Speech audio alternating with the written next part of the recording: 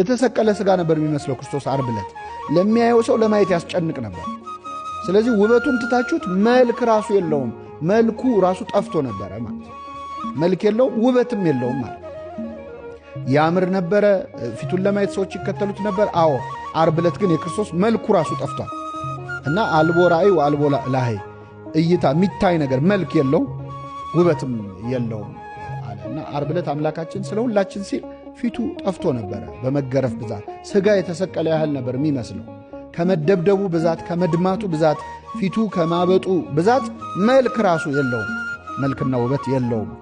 ባየነው ጊዜ እንወደው ዘንድ ደም ግባት የለውም ማለት ክርስቶስን አይተው የወደዱት ብዙዎች ነበሩ ከዚያ በፊት። ዓርብ ዕለት ግን ባየነው ጊዜ ተሰቅሎ በአደባባይ ባየነው ጊዜ እንወደው ዘንድ ደም ግባት የለውም።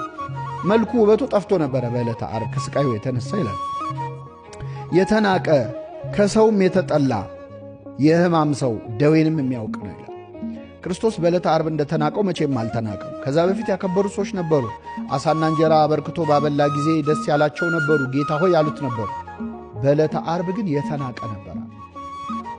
ማን ያልሰደበው አለ? ዓርብ ዕለት ክርስቶስን ያልሰደበው ያልተፋበት ሰው የለም። ፊቱን እየሸፈኑ በጥፊ እየመቱ ተናገር ትንቢት ማን ነው የመታህ ሲሉት ነበር። ዓርብ ዕለት ለክርስቶስ ጉልበቱን ያላሳየ ሰው የለም። ሁሉም ንቀቱን አሳይቷል። ተራ በተራ ተሰልፈው ፊቱ ላይ ተፍተውበታል። ከመጥፋት በላይ ንቀት የለም። በነገራችን ሰው ላይ ፊት ላይ መጥፋት ማለት የመጨረሻው ንቀት ነው። ክርስቶስ ላይ ይወርዳል። ክርስቶስ እኮ በምራቁ ዓይን የሚያበራ ነበር።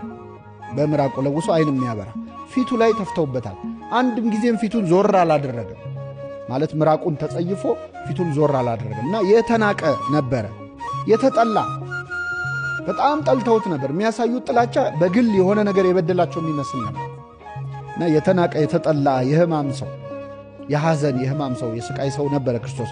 ደዌንም የሚያውቅ ነው ማለት ለምዶት ነበር መከራውን። በቃ ከመገረፉ ከመደብደቡ ከስቃዩ ብዛት የተነሳ ተላምዶት ነበር። ደዌንም የሚያውቅ ነው።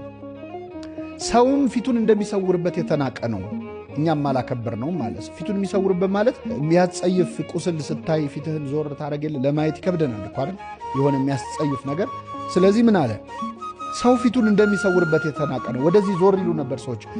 ማየት ይሰቅቃቸው ነበር፣ ይጨንቅ ነበር እና ለማየት እስኪከብድ ድረስ በዕለተ ዓርብ ክርስቶስ ግርፋትን ስቃይ ተቀብሏል ማለት ነው።